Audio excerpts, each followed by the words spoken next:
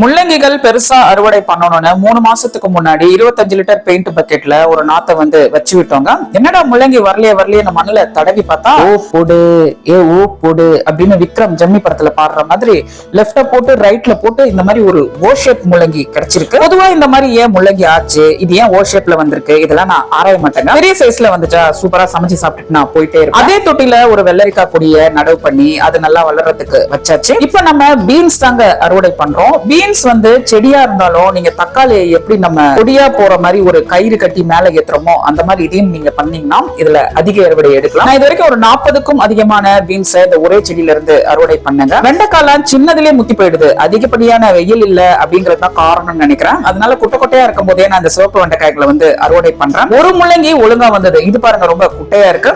இன்னும் 2-3 முள்ளங்கி சொத்தையாவே ஆயிடுச்சு. அதுக்கு என்ன காரணம்னு தெரியல. பனிக்காலத்துல பீன்ஸ் அறுவடை பண்ணது சந்தோஷம். Happy gardening.